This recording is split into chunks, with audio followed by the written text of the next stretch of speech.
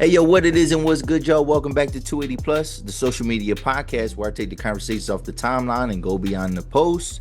I'm your host, Los Def, and I'm back here for episode 207 of the platform. Welcome back. Welcome back to all the returning viewers. Welcome to all the new viewers, all right? Bienvenidos, you know what I mean? If you're new to the channel, I'd like you to hit that subscribe button, hit that like button, hit that bell for notifications so you can stay up to date with what we're talking about. If you want to join the conversation, leave a comment below. If you like it, help the algorithm out, give me a like. And if you know anybody that's interested in anything that we're talking about today, then hit that share button and share the content, man. Show some love, all right? So, hey, man, we back here for 207. Having a pretty good week, and one thing, I'm not gonna talk about what y'all think I'm gonna talk about because this is a brand new episode, and I know something happened in the world this week. We're not even gonna say the name of who it happened to. We're not talking about that in this episode. I may surprise y'all with another surprise drop where we actually have a conversation with somebody about that topic, but I'm gonna steer clear from that here. All right, so it's not that, but we got a lot of stuff to talk about today. We definitely gonna get into sports. We're gonna get into some things that's happening on social media, some things I was not able to kind of cover in maybe like in some recent episodes. But first thing we're gonna talk about Google being the killer of wonder. All right, so there was a video that I saw, and I just kind of we're gonna respond to it, but this kind of thinking about just this idea of the internet and being in the information age, and like how it's a good thing, but also is it kind of destroying maybe like our curiosity, right, for certain things. So we'll learn a little bit about that. Watch that video. Have y'all ever drunk a Cutwater? Like you know that drink Cutwater? All right, so this brand is like blowing up. They got some wild flavors. I just saw an Incredible Hulk flavor, and but we're gonna give a review because I had those in the summer and I forgot to talk about them. And I see people that I know, like even dudes I know, buying them, drinking them, and I'm just here to tell y'all, I'm gonna give y'all my review, but just know it's not good. It's not good. So we're gonna talk a little bit about that real quick.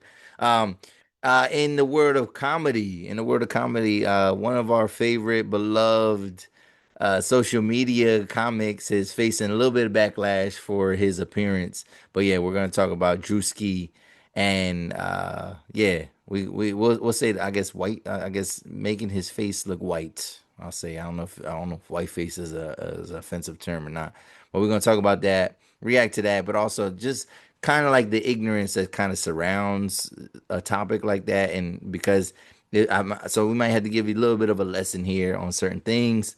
We're also gonna talk about Ciara. Ciara made the headlines, and it has to do with something that has to do with her family. We not hating on Russell Wilson, just for the record, we not hating on Russell about anything, but it was her. It was a decision that was made actually a while ago, but it's actually come to the surface now, and it has to do with her son's last name, right? And then what else? What else? Oh, in the world of sports, we're gonna talk about the first 2 weeks. Really, it's gonna be a little bit of a week 1 recap, but then we are gonna get into like the second week, but also just the monumental thing that happened in the world of sports in week 1, and it has to do with black starting quarterbacks. So I'm gonna give y'all a very interesting fact. We're gonna talk about it a little bit and just kind of how we progressed in the game of football, and hopefully it does become a time where it doesn't even matter. I seen Jason Whitlock say some stuff like that, and he just always comes off as like just real Uncle Tomish or whatever. But we're gonna talk about all the starting quarterbacks, black starting quarterbacks in the NFL in week 1. RIP to Stream East. Stream East. So yeah, I got an article. We're gonna read through that, and then we're gonna react to it because that was a sad day. And then we talking about my Packers. I was gonna record on Thursday, but I said no, I gotta watch this game, and we just gonna lump it in and basically talk about the first 2 weeks of the Packers season. how people kind of perceive us right now, but also what it's been like to have that secret weapon known as Micah Parsons. All right, so that's, and then we're gonna probably end it there, and then go on, and then to a new episode next week. But again, I might have a special drop talking about a very poignant headline, something that definitely resonated with a lot of people, got a lot of people talking. We it's not official because I didn't want to get into that. I thought that topic was a little bit too wild for this platform, like for this specific episode.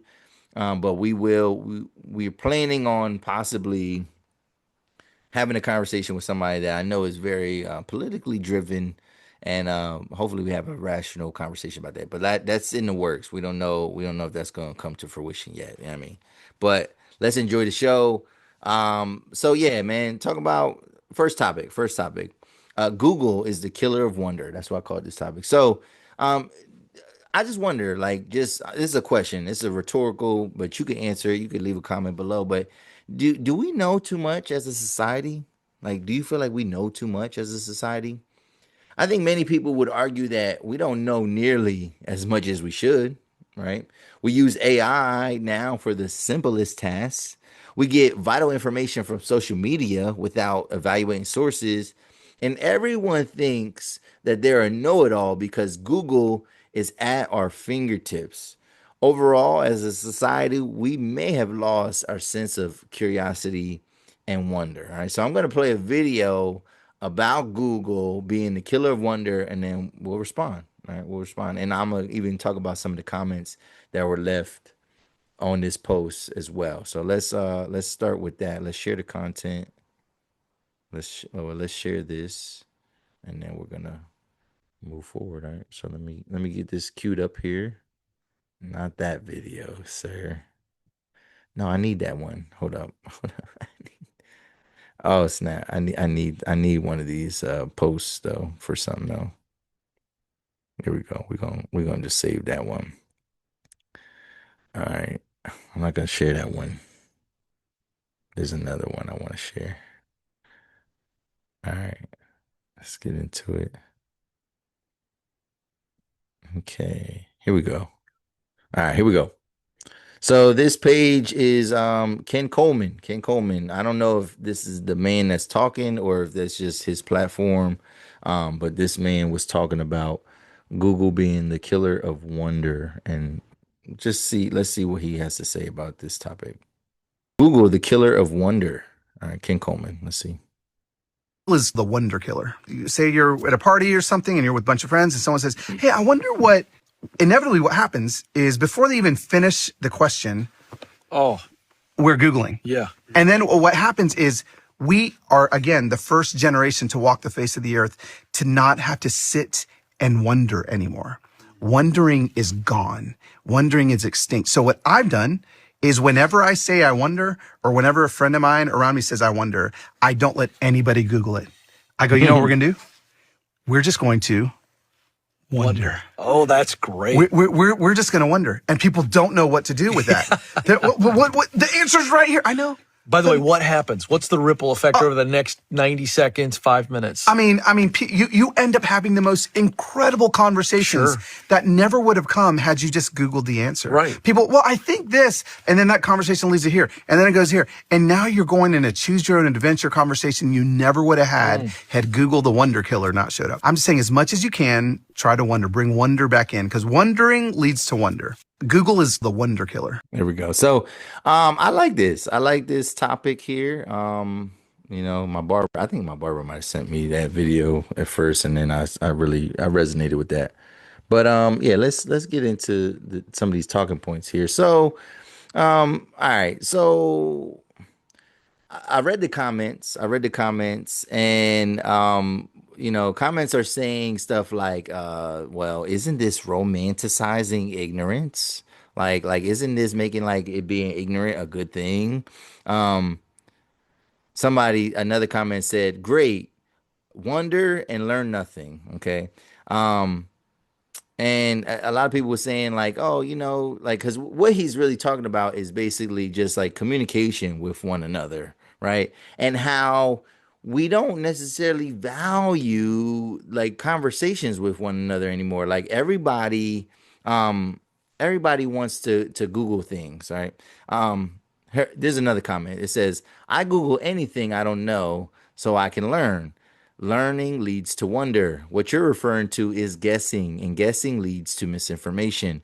I have had many amazing conversations with people after learning something new. So yes, I do agree with some of those comments, but I think the way I understand his sentiment, I think it's more about communication and how technology is often some type of barrier to communication in the moment, right? Like especially like if you're just having a conversation with somebody and like yeah, everybody's like necessarily pulling out their phone and instead of like really being curious about a topic, we just want to be right. We want to be a know-it-all, right? We have to have the answer. One thing that I personally hate when I am having a conversation with somebody and I know for sure I'm speaking facts. Like I know for sure that I'm saying something that is factually correct. And then this does make me mad. Is when somebody like I know I'm speaking a fact, and then somebody comes and they try to fact check you on the spot, and they'll be like, actually Google says this, and like, but first off, most people don't even really know how to use Google. Like, and you can ask anybody that, and because you'll say like, all right, where'd you get that from? They'll say Google. Google is not a source. Google finds sources. Google is a search engine. So Google is the killer of wonder, and people don't even necessarily know where the information is coming from. They search something and they look at the first hit and they say, yeah, that's what it says. Nowadays, obviously, if you Google something and some type of AI prompt will come up. And it's kind of breaking certain things down, but like the source is that little staple that's on there, or that little clip, paper clip that's on there.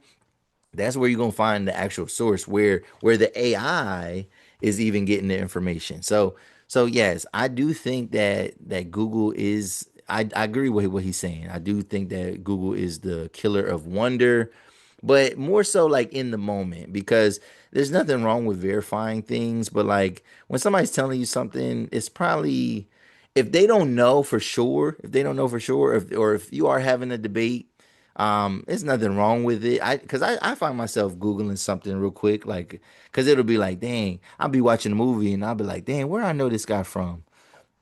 And then I Google, and so I was wondering, but like, that type of stuff is like it's like a quick factual answer. But sometimes, you're having deeper conversations and then people will Google something and like almost kind of take it out of context because it's like, I might not be trying to prove this point. I might not be trying to prove a point at all. It's like it's my curiosity and I'm wondering because there are certain things that are a little bit more difficult to find and search for, things that are a little bit more nuanced and specific. It might be a little bit harder to just Google it. So like yeah, I think we should have more conversations. And I like what he said, like almost make it a game, like where it's like all right, we're wondering, we're giving our we are guessing to an extent, but we're giving our schema, like what we think we know based off of what we already know, right? We're making inferences, and sometimes our inferences are wrong, right? Sometimes, I mean, the things that we suggest or we kind of gravitate towards, sometimes those things are wrong, and but it's okay though. It's okay to be wrong sometimes. But yeah, I agree with him. I think when we are having conversations with one another, maybe we should like eliminate the technology to an extent, you know. But yeah, that definitely happens all the time on social media. People are quick to like try to fact check and be like, well, actually, and I ain't gonna lie, I'm guilty of that sometimes.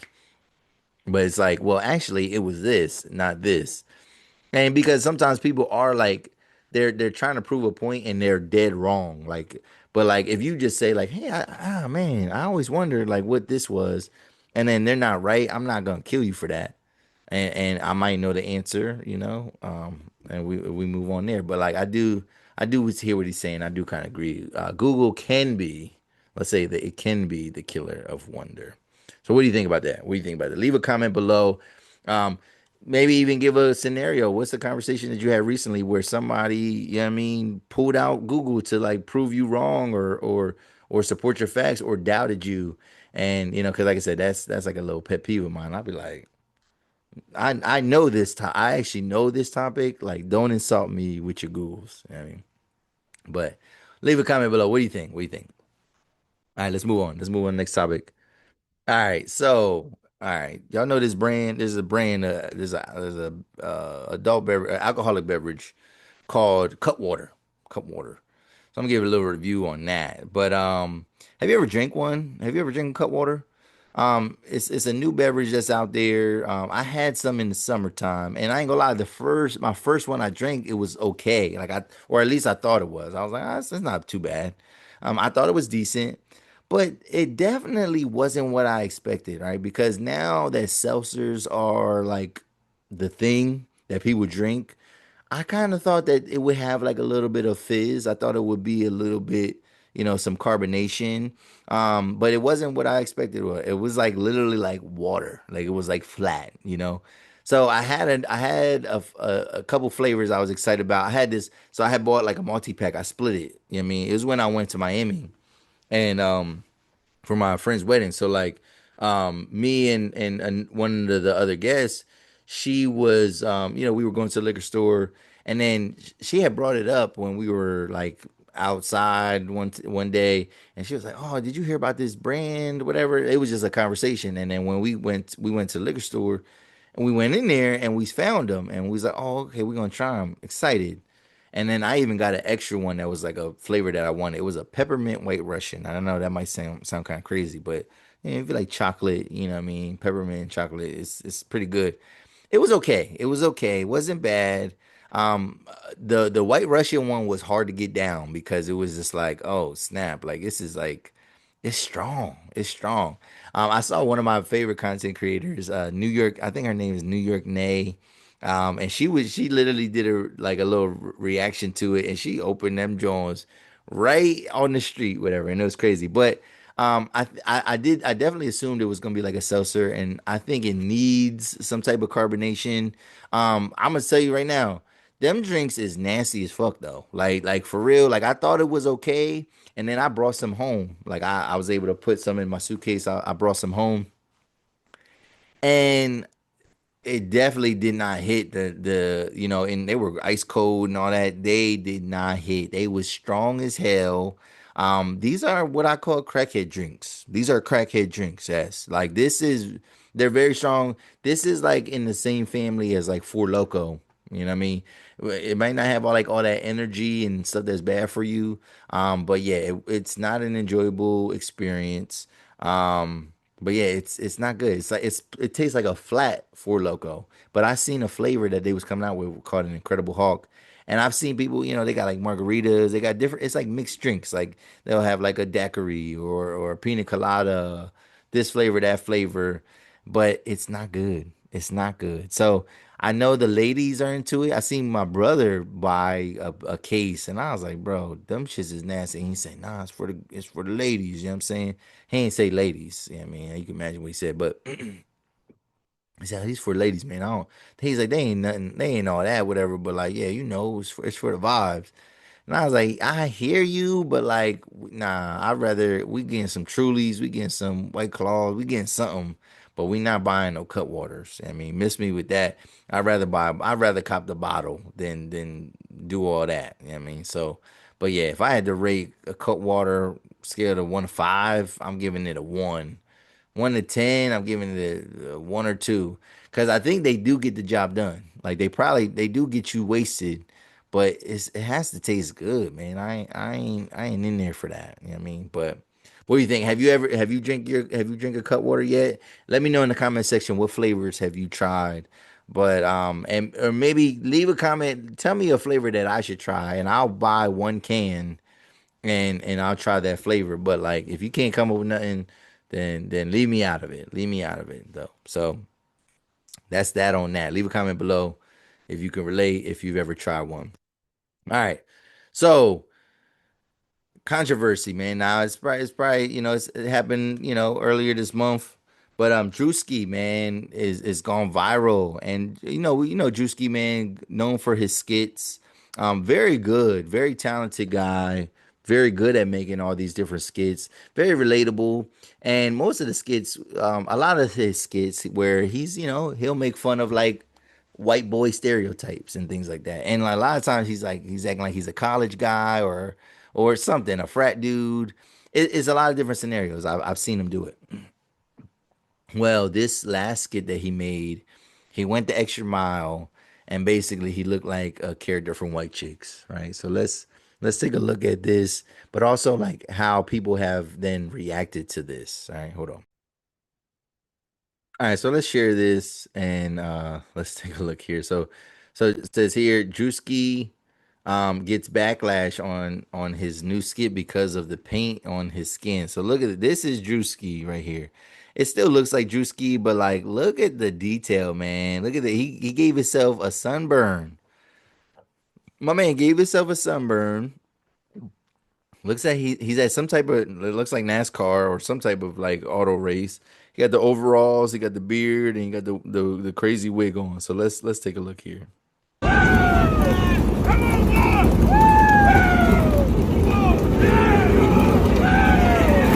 Here's the love.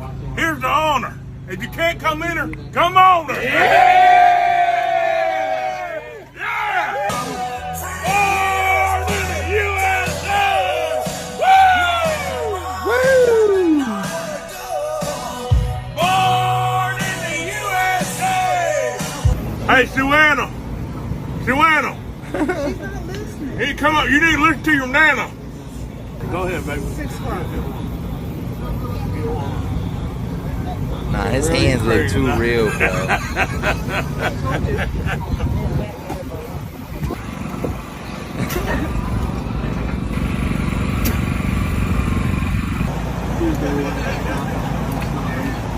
Hey, me ma. How you doing, baby? How you doing, baby? Good. All right, now.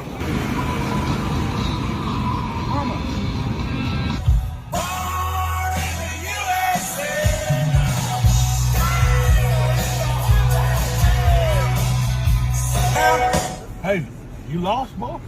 No, I'm going to race. What race? NASCAR race. You going to NASCAR? Yes, sir. A little bit. You ain't lost, did you? No, I'm good. I'm going to the race, sir. Sure about that? Yes, sir. Find something safe to do, boy. Yeah. If liquor don't kill us, pussy must.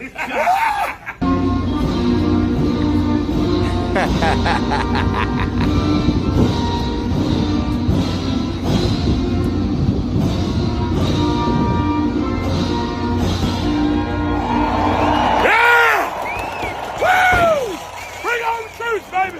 Oh, that fucker will go. I see. Dan Arthur. Randy Van Devin. Dan Arthur. Oh, South Dakota. Yeah.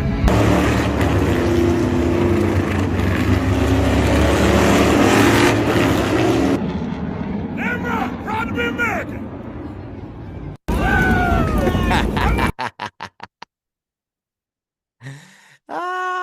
That is good. I don't care what nobody says. That was good. Like I wonder if people like I don't think obviously this is not his demographic of people. So I don't think people recognize him necessarily, but like I want to know if people knew that they were in a skit. Like did they know that this guy wasn't who he said he was? Did they know that he was in a costume?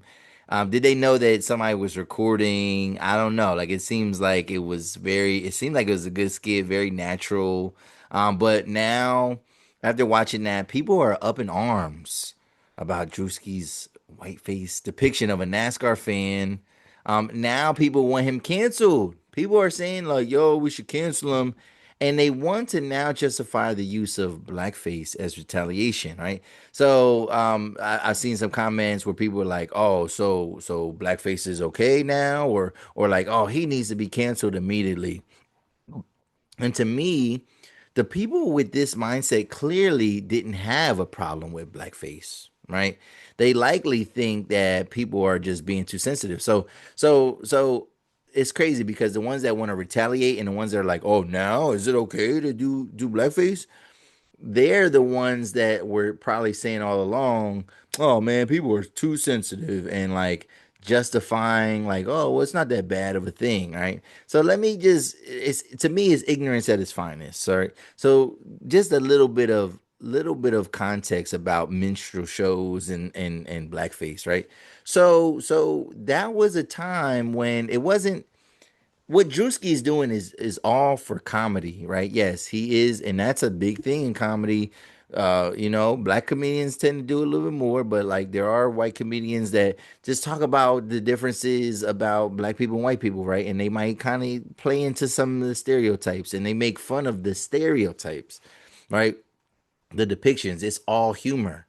Blackface was not funny. Like blackface was not funny, and they used black. And what they did was this was at a time when black people were not being hired and could not get jobs as actors, and what they did was in these minstrel shows they use the very worst and untrue stereotypes about black people, right? Making us look like savages, making us look lazy. And then what it would be is it would be in movies, actually in movies and plays, you would have these white men that would put basically like shoe polish on their face. They would paint these big old red lips, you know what I mean, on their faces. They would make them look like they have like these bugged out eyes. And they would have the most negative and nasty depictions of black people, and it's because they didn't want black people in their movies, whatever. So that's a totally different context than what he just did or what like the Wayans have done in their comedy.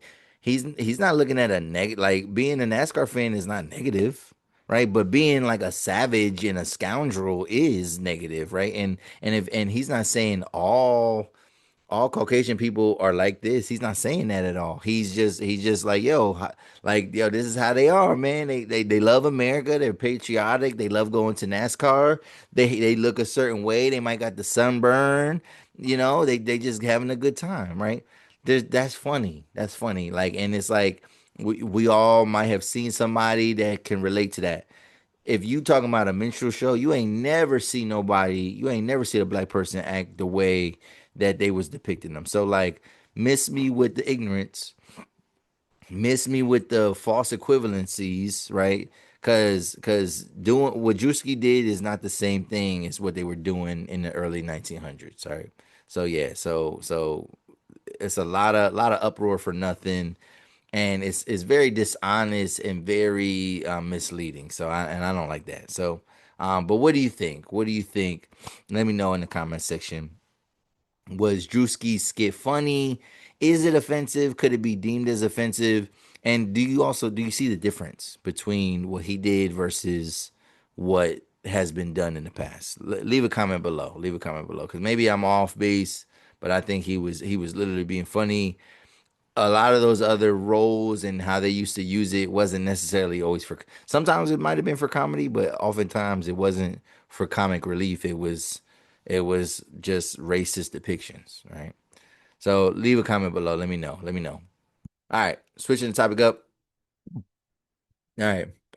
So this is a headline that kind of got popular and kind of like it kind of took a lot of people. It was in comment sections about this, and to all unbeknownst to us, this is something that actually has always been the case, but we just didn't know. So, Ciara, she changed her son's last name to match his stepdad, Russell Wilson. Right. So a lot of times when we talk about Ciara, we talk about Russell Wilson. A lot of people making fun of him. Maybe people are criticizing her. All the above. Right. So apparently, Ciara Wilson, Russell Wilson's wife, and Future's BM, right? Let's not forget about that, has decided to add Wilson to her son's name. And I ain't gonna lie, like I didn't see anyone actually mad at this post. It was just somehow just people somehow responding to people that are mad. Like, so I seen a lot of reactions or react like almost like think pieces, but like I didn't see anybody that was actually saying like, yo, this wrong, this is wrong. So here are the facts. This is what happened. Russell Wilson was added to his existing name, right? And it wasn't changed, right? So his last name wasn't changed, and his last name would be like Wilburn. He's like Future Wilburn Jr. or Future Wilburn, and his dad's name is something totally different. I do know his dad's name, but I can't think of it at the top of my head. But what they did was they added it. So basically, he has a hyphenated name, right? So it's and his name is Future. The little boy's name, Future son, his name is Future. So his name is like Future Wilburn Wilson, or Future Wilson Wilburn, whatever it is, right? Um, but the thing is, right, this is hitting the headlines now, like we're seeing it on social media, but they said that the fact is that this actually happened years ago. This actually happened years ago. And also another thing is that like Future doesn't seem to have he didn't contest it, right? So he is not and has not protested it. So maybe it's not that big of a deal to be mad about. Maybe it's not something that we should even care about, and maybe we should just kind of mind our business. But obviously it was something that kind of um got people's attention, and there was a lot of people responding saying like, yo, he's a good like Russell Wilson is an example of a good man. He's a responsible man. Good for him. Good for him. Good for the son. He's providing structure. Because we know Future. Future has a lot of kids to a lot of different women, and he's not. I don't know his involvement in his son's life, but it's definitely not to the same extent as Russell Wilson's involvement with his son's life, right? And also too, it's just this idea of like, hey, he's part of his family. He wants part of it, at least most part or part of his last name to kind of match his siblings. So yeah, so that's what it is. So if brothers are mad, because I ain't gonna lie, like I would be mad at this. However, my context is different than y'all's or than a lot of people's, right? Because I'm a very active father. So like I would be offended if, you know, my son's mom had a relationship with another man. She got married, and then just out of nowhere, just was like, "Yeah, we're gonna change his last name." Even my son's 11. Like, if it would happen now, like I would be very offended because it's like I've been doing everything for my son, and you're not gonna take that away from me, right? So here's the thing, though. Here's the thing. This is my opinion, though. This is what happens, though. Overall, this is what happens, or this is what can happen when you make broken families. So you run the risk of another person being in your kid's life in a more prominent role than you, right? And even if you're not with the mom, I personally wouldn't be like, even if I wasn't with the mom, I personally wouldn't be cool with this.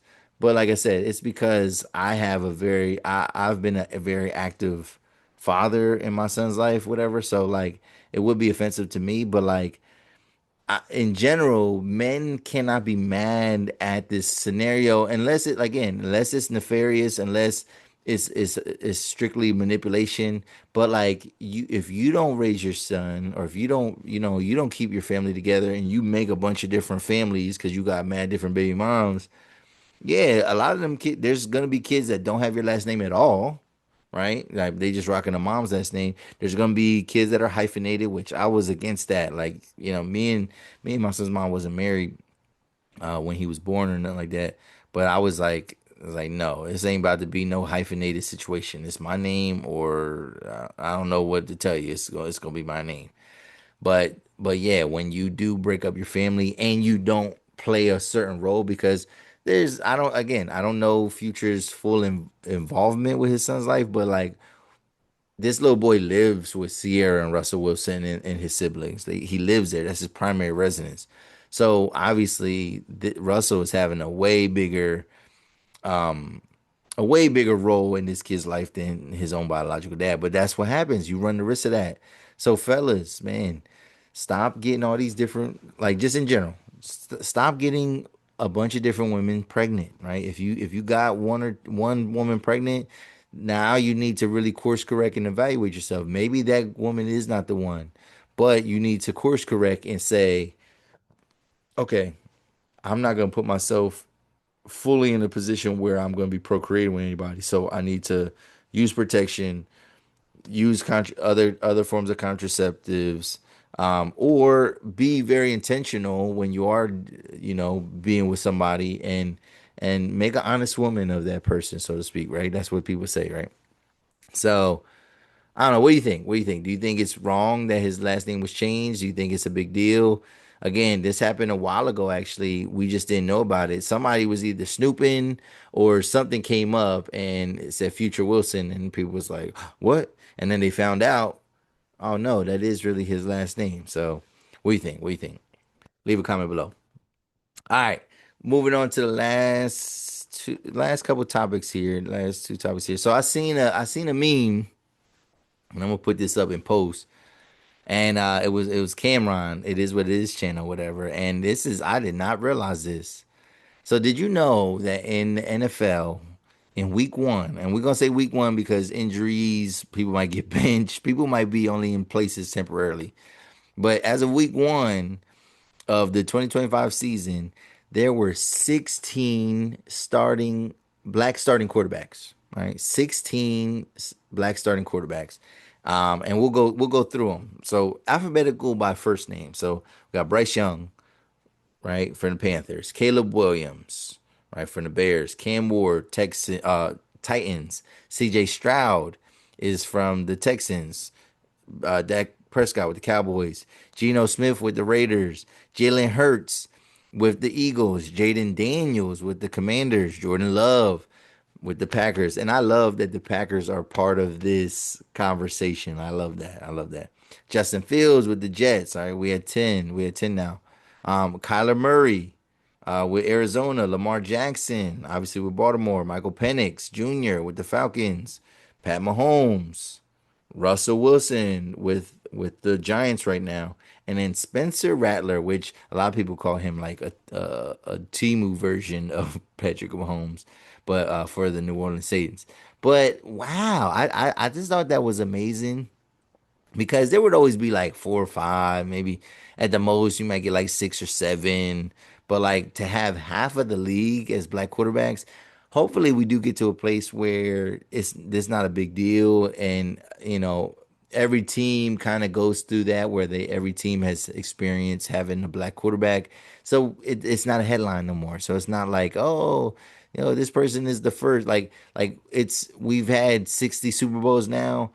There shouldn't be a position played in the NFL where a black person at this point has not suited up in that position. We've had black punters.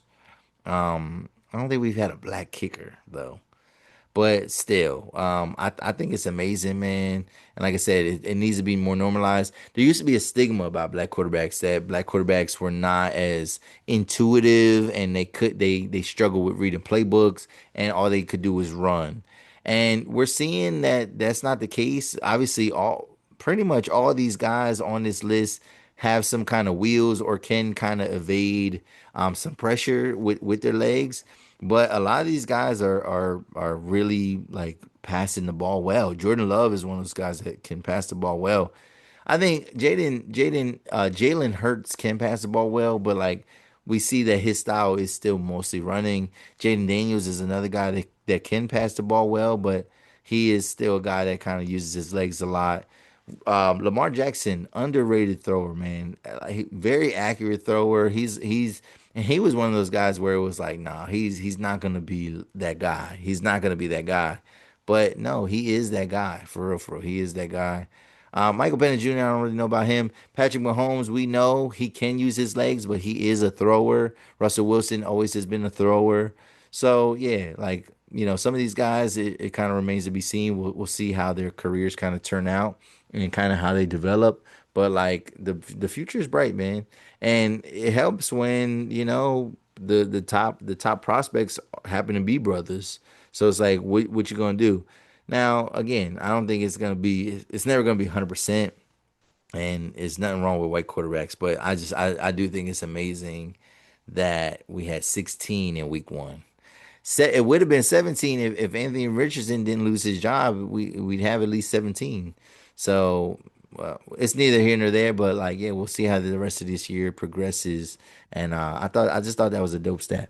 But speaking of sports, man, I got some sad news, man. Sad news.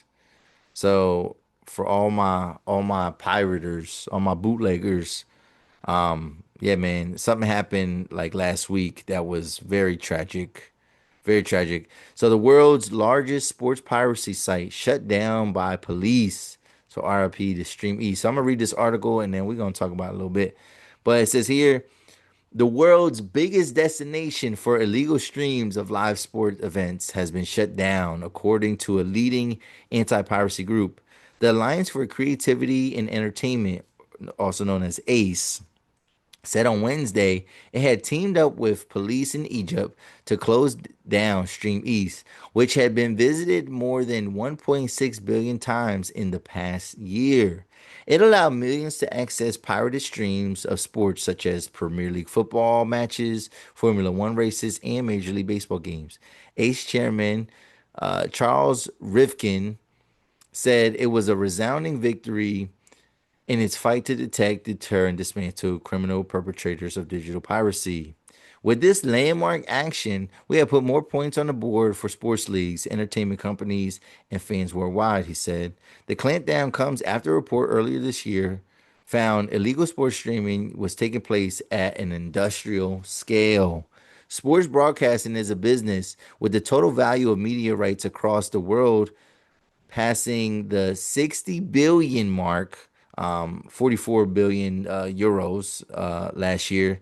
With rising costs of rights deals being passed on to fans at home and compounded by the need for subscription to multiple platforms showing different matches, some have resorted to illegal streams. Yes, and I that's how I was watching the NFL all last year. That's how I was watching any of my out of market games because I'm not paying for NFL Sunday ticket. So I was using this. I was using Streameast. That's how we watched all the pay-per-views. That's how I was watching anything that I didn't have cable for. Because I talk about me cutting the cord all the time. And a lot of these leagues have not adapted to being on streaming platforms yet. So I'm happy that we are starting to see football on Netflix. We have boxing. 'Cause I just asked somebody, well, yo, where you watching that Canelo Crawford fight? Well, and then I forgot, like, wait up, it's gonna be on Netflix, so I don't need to go nowhere. I don't need to go to a bar or nothing like that. I can watch it in the comfort of my own home. Um, let's see. Let's see here. But yeah, it just sucks that like all these different streaming platforms, you need a bunch of them, and then you need all these subscriptions, and then there's levels that don't even unlock live sports, and then you got to just figure stuff out. So it ends up being more anyway. So it says, according to Ace, traffic to Streameast's various domains had originated primarily from the UK, US, Canada, Philippines, and Germany. The Athletic reported 2 men had been arrested in El Sheikh Zayed, near Egypt's capital, Cairo, by police on suspicion of copyright infringement. It said authorities had seized laptops and smartphones suspected of being used to operate the sites during a raid, as well as cash and credit cards. Police found links to a shell company in the UAE, which had allegedly been used to launder 4.9 million euros of advertising revenue since 2010, as well as 150,000 euros in cryptocurrency. All right. Yeah, so, and then I guess one last part. It says the game of whack-a-mole. Ed McCarthy, chief operating officer of sports streaming platform DAZN, DAZN, I think it's called DAZN Group, welcome its takedown. This criminal operation was siphoning value from sports at every level and putting fans across the world at risk, he said. People trying to access Streameast domains or sites will now be redirected to an ACE webpage suggesting channels they can watch legally, it said. Ben Woods, an entertainment analyst at Media Research, said the site shutdown may be a win for broadcasters, but would ultimately fail to stop the game of whack-a-mole facing those trying to tackle live sports piracy. He told the BBC the high costs people face to watch sports legally were among a cocktail of forces continuing to fuel illegal streams. And he said a younger generation of sports fans had become accustomed to getting content for free on social media who may not have the job security or cash to pay for access. Cracking down on pirates directly is one part of the solution, Mr. Wood said. Only by exploring ways to make live sports more accessible will this issue become less of a problem for major sports leagues. So here's the thing. I think yes, it was taking money away from the sports leagues. It was, but the fans, we don't care about that. We just want access. We want better access. We want quick access. And I am grateful because I did see because I watched the game on Prime, NFL game, and it said the NBA is coming to Prime. So like it's about time. I said like yo ratings for the NBA is gonna go up, man. I don't know how many nights a week they're gonna run the NBA on Prime, but like hopefully it's a couple different nights a week. Hopefully it's a couple different games. It's not just like one game. Hopefully they play like the 8 o'clock game, with 7:30 game, and then like the West Coast game, which probably starts at like 10. So hopefully, but we'll see. We'll see that where that is. But like, yeah, fans just want to see stuff. And there's all these different subscriptions. You got to get Sunday ticket for NBA for the NFL. You got to get League Pass for the NBA. And then, not necessarily all the games are quality. NFL Sunday ticket makes the most sense because like most people watch football whether it's their team or not nowadays, especially with fantasy. But I don't know. And you're going to get better quality in an NFL regular season game than you are an NBA regular season game. So yeah, so it is crazy that it's finally shut down. I'm gonna have to find a new site. I didn't even advertise this. Like I would be online and I would like be on the hush hush. But it's crazy how like they got booked in Egypt. So like was this app originated in Egypt? Like it makes sense. Stream East if it's east of the Prime Meridian. Maybe that's what they meant. I always thought it was like East Coast, but like, yeah, you could literally watch pay-per-views on this joint. So that's why I used it and I was excited about it. But yeah, we'll see where we go from there, man. But RIP to Stream East, and yeah, man, if you got the link for me, if you got a website for me, let me know because I will. I'm not too proud to pirate live sports. All right, figure out how to make it accessible to all the fans. Or yeah, and that's the thing. If people ain't watching, y'all gonna tank. So like, figure it out. I mean, and y'all, it sound like y'all hating. Sound like y'all hating, but it is what it is. All right, moving on. Moving on. Last topic. Last topic. Oh my God. Oh my God. Yo, let's talk about it.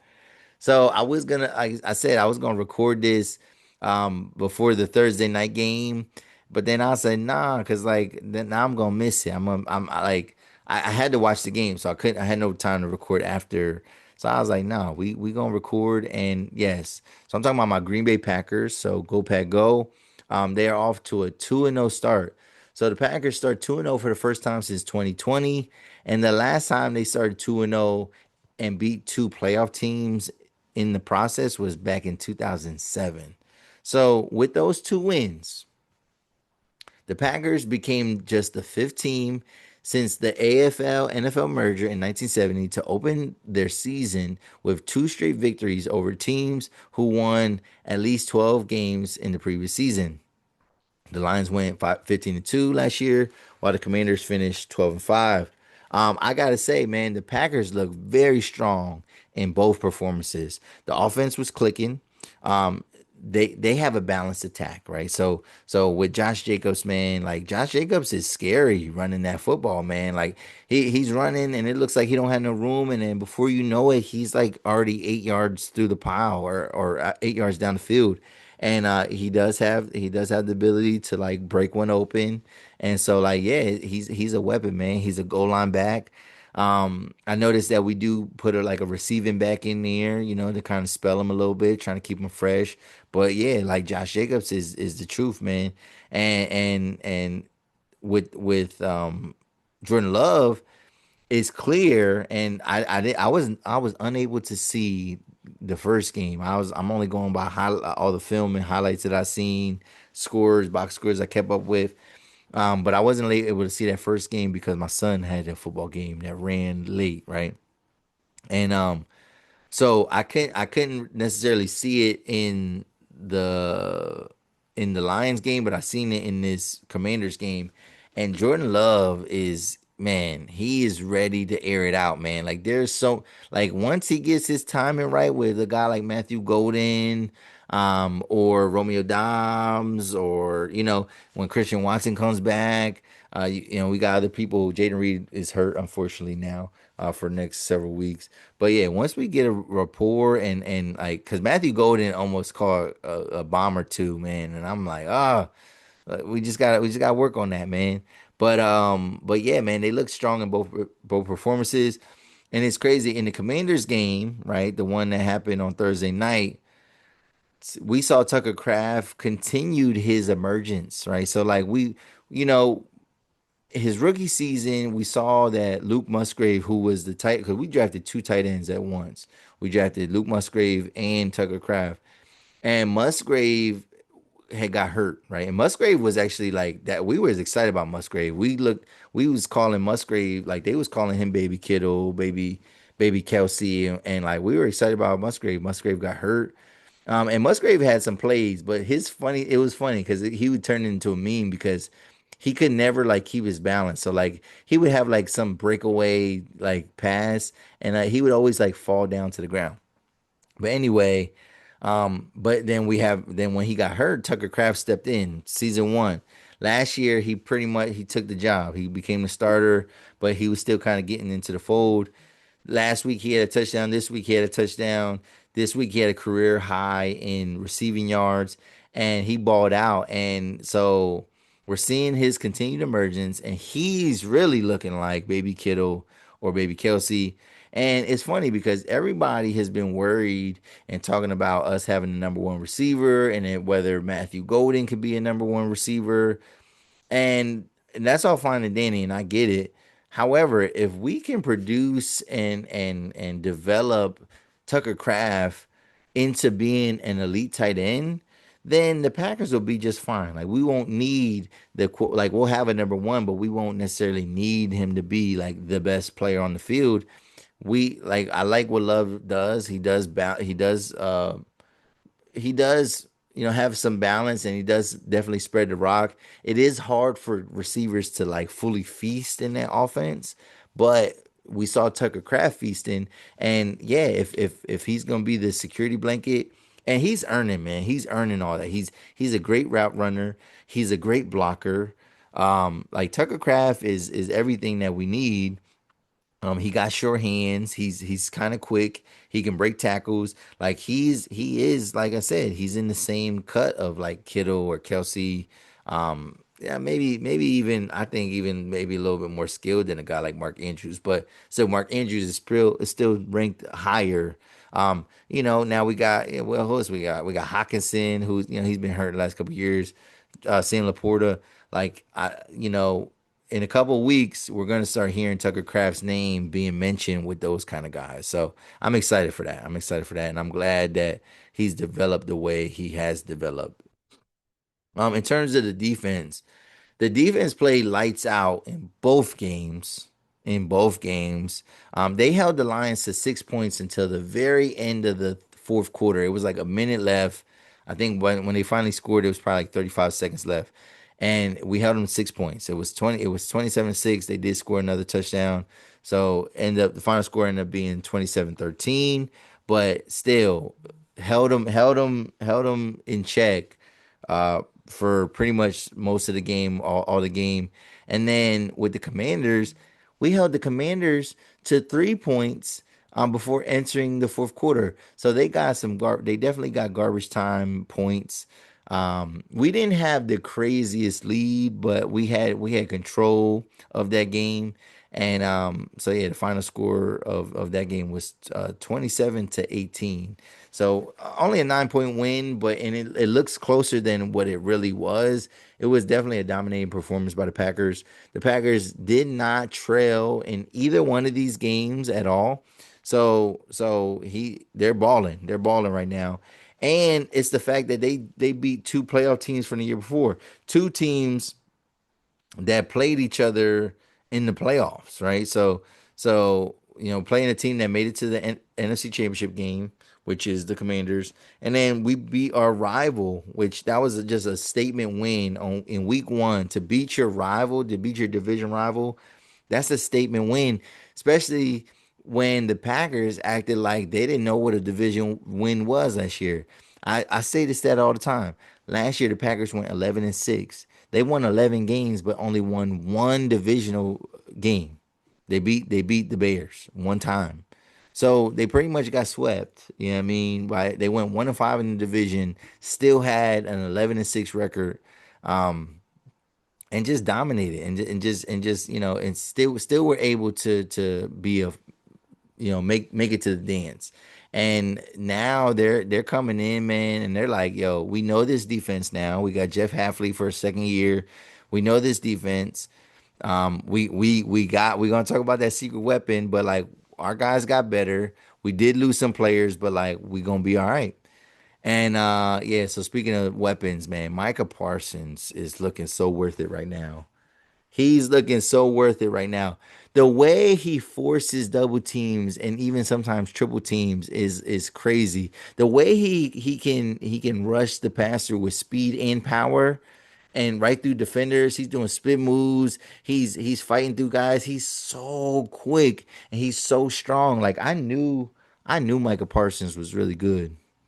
Like I knew he was really good, and I've seen highlights of him, but like it's different when you watch him on a week to week basis now, and like seeing them on your team, and it's like crazy. It's like wow, this guy might be the best pass rusher in the league. You know what I mean? Like, and because you got to think about it, Micah Parsons doesn't just rush from the edge. He rushes inside. He can go inside, outside. He's hitting you from all different angles, and like some of these other guys, like T.J. Watt, Myles Garrett, I don't think they do that. I think they pretty much stay on the edge and they kind of do the thing. But Micah Parsons, bro, like he's an athlete, man. Like why? Like every play that he was in was crazy. So I said to a lot of people, wait, he's playing like 30 snaps a game. I said, wait till they really unleash this boy. Wait till he's playing the whole game. Wait till he's playing the whole game. It's about to get crazy for the NFL, man. And a lot of teams, man, not a lot of teams, analysts are singing our praises, and now a lot of people are on the Packer bandwagon. So we will, the target on our back is gonna get a little bit bigger, right? But this is a great start to the season.